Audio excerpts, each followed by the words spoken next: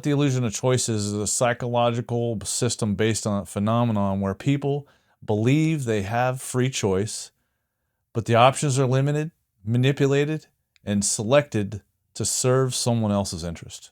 And today we're going to unpack the illusions and how it shows up in politics, media, retail, and daily life, and why it's one of the most effective forms of lying to you. I mean modern propaganda. I mean advertising. This isn't just a podcast. It's a reminder of what makes America stronger isn't a headline or a hashtag. It's people, from the ones building our homes to the ones rebuilding their lives. Veterans, tradesmen, neighbors, and volunteers. Real people doing real things. Here we find common ground first, and then we work on our differences. This is the Collective Perspective Podcast, where purpose, people, and progress meet. Hey everybody, welcome back to the Collective Perspective Podcast. My name is Jeff, and I'm here with my best friend Travis. What's up, Trav? What's up, Jeff? What's up, everybody out there? Hey, today we're talking about our first form of propaganda. There's actually 8, but we're going to talk about the first one today that's pretty fierce. Yeah, we've done previous podcasts on propaganda, and they were very insightful at the time. I think we might have some new insight with this one. Well, what's different about that is we talked about propaganda just like a combination of all 8 of them, just the idea of propaganda itself. And so if we wanted to go back into what propaganda is, we'll go back to our buddy Edward Bernays. Edward Bernays. Yeah. Edward Bernays was the relative of Sigmund Freud, his uncle. And he changed the way the world looked at things, and propaganda was looked at as a bad thing back in the day. And so guess what he changed it to? What did he change it to? Public relations. Ah, that's right. PR, public relations. And public relations basically is propaganda towards your or for your company. Here's the thing is that propaganda isn't necessarily bad, but technically is lying. And so today we're going to talk about the illusion of choice. The illusion of choice. Do you have it, or is it manufactured for you? So what the illusion of choice is a psychological system based on a phenomenon where people believe they have free choice, but the options are limited, manipulated, and selected to serve someone else's interest. And today we're going to unpack the illusions and how it shows up in politics, media, retail, and daily life, and why it's one of the most effective forms of lying to you. I mean modern propaganda.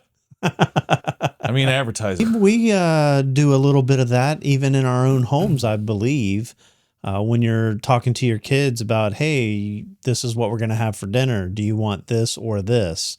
They're only given limited options, but they feel like they're being helpful for the family in making that decision. So it kind of helps build them up, but at the same time, you're limiting what they're able to choose from.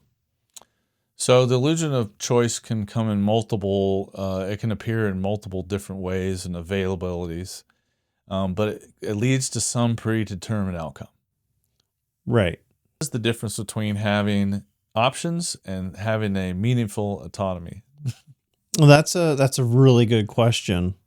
Having options does kind of limit you because you're more focused on what those options are, where autonomy would open up the options even further. It would be unlimited if you were autonomous. I would say that it creates a sense of freedom while maintaining control, like a classic soft propaganda. Yeah, it does create a sense of freedom in a sense, but you're right. It is still a form of control, but it may not be perceived by the person that it's directed at as totally controlling. So here's a big illusion of choice that most people don't think about, but, I could say my electric company, but I don't want to get my electric shut off. But one of the things that is illusion of choice is your cell phone companies. You kind of have a choice. They make you think that you have some type of choice. Yeah, there's like 5 or 6 major brands out there, and they all offer the exact same thing with almost identical coverage. And What's not the only that choice, is they identically treat you the same way as a customer too, right? You're just a number. right? Another thing about those companies, and we'll talk about it in a later episode, is card stacking. They're a Mm, bunch of card stackers. and they're not in your favor. Well, having the illusion of choice too, I think, happens in politics.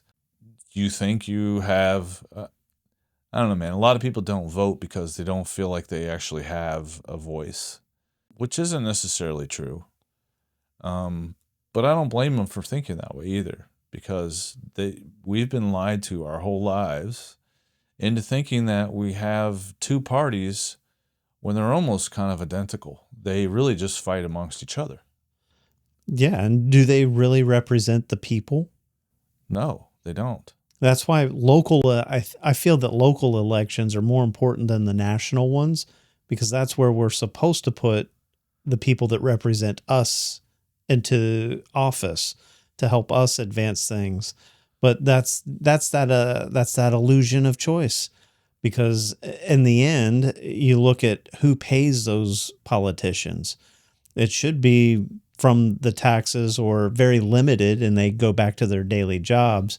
But when you look at the spreadsheets and the balance sheets, many times they're being paid by big corporations, even in the local community.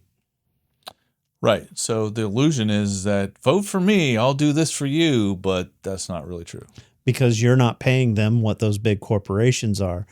And it's very unfair to us, because many times a lot of the average Joe, if you will, would only be able to donate 5, 10, 100, maybe $1,000 to a candidate, when these big corporations, they're donating 20, 30, 40,000 or more to some of these candidates to get them to do what they want, because they have more at stake by how much they've invested in them.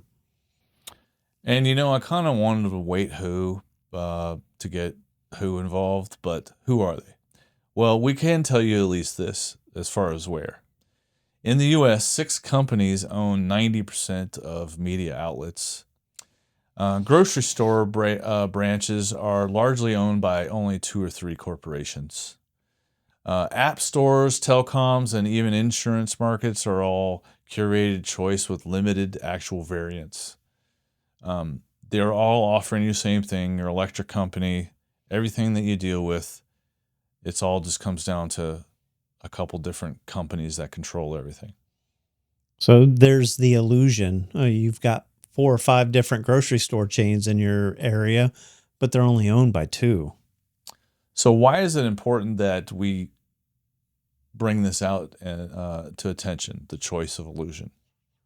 Probably because to be more autonomous, we'd have to look into and research ourselves who these mom and pop stores are, where they get their stuff from, and put money back into the community instead of the big corporations. So I guess, Travis, it leads us to when. When does choice become propaganda?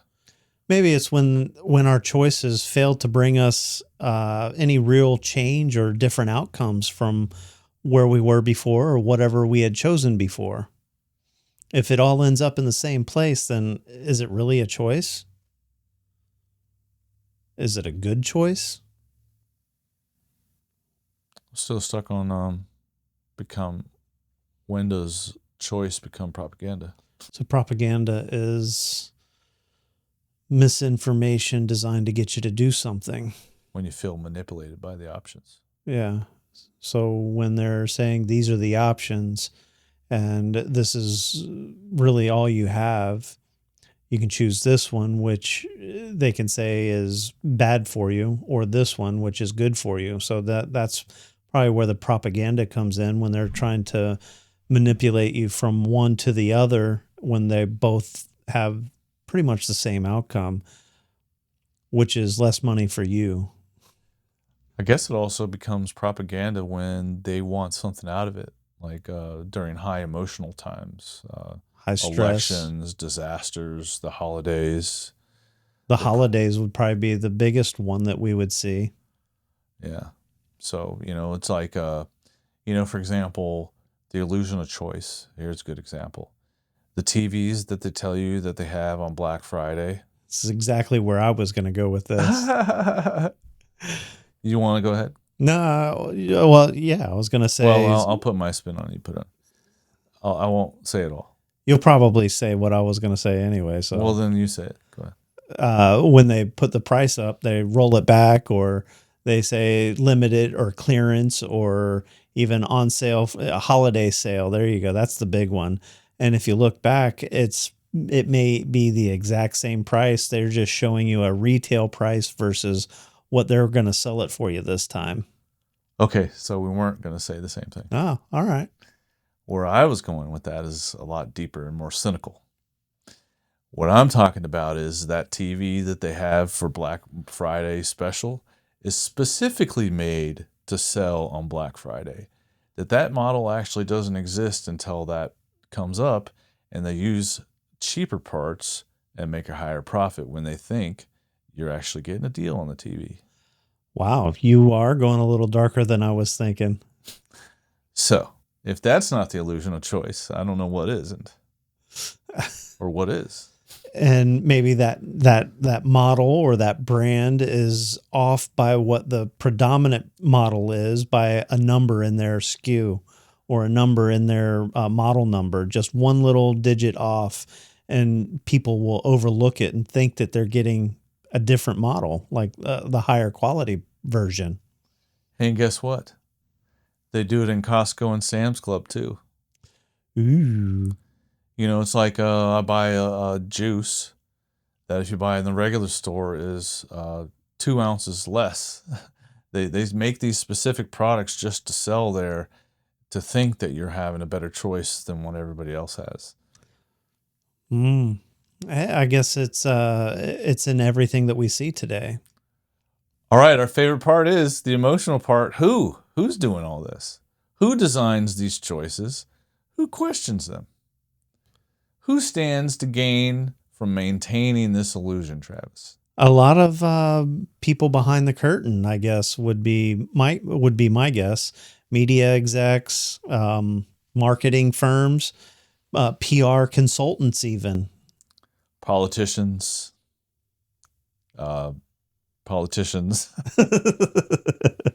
media outlets. That, man, we can go on for days and days, and that maybe you can put some examples of illusion of choice. Maybe that, since we brought it to the light, how can we recognize fake choices in our lives? I was kind of going to touch on a little bit of the who again, because if we remember a couple years ago, someone bought a major social network platform.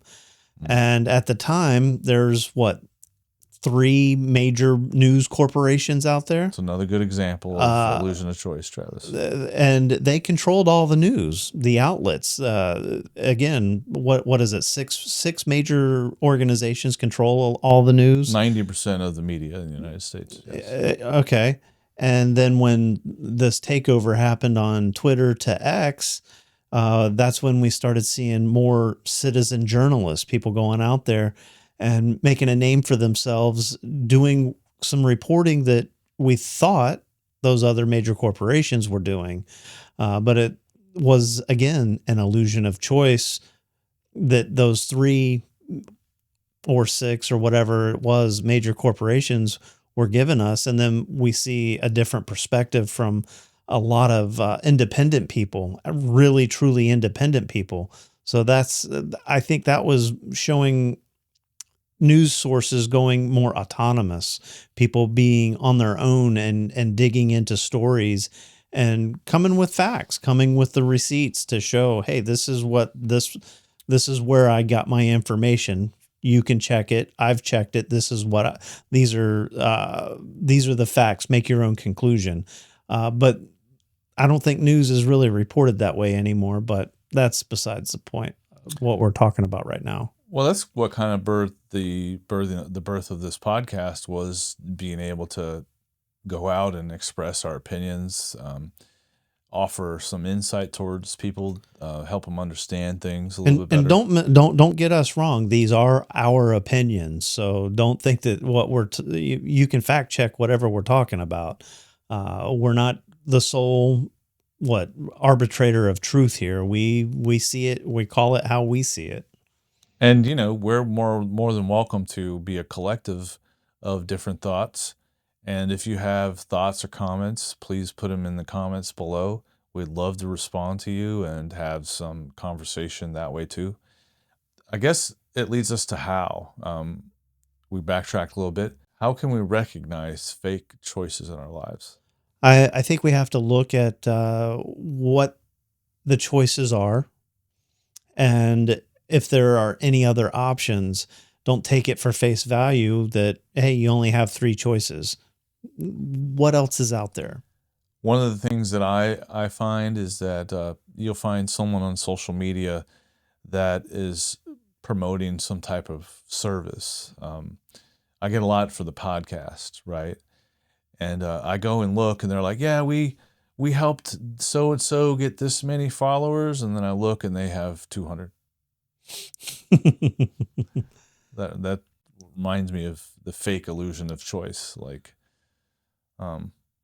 trying to promote themselves to get themselves more followers by basically lying, saying, "Hey, we've helped these people get more followers." So how do we create or demand real alternatives? I think we're on the verge of no longer glamorizing Hollywood actors. I think that time has passed. Really, the Hollywood actors, we don't really have any big superstars anymore like we did in the 80s and 90s and even Well, we have before Jack then. Black. Oh, he's been around for a little while. Jack Black's great. Anyway, I'll probably cut all that. Anyway. Yeah, you're right though. But I think if we were to look at the trend for movie stars, we're not really idolizing them as much as we used to.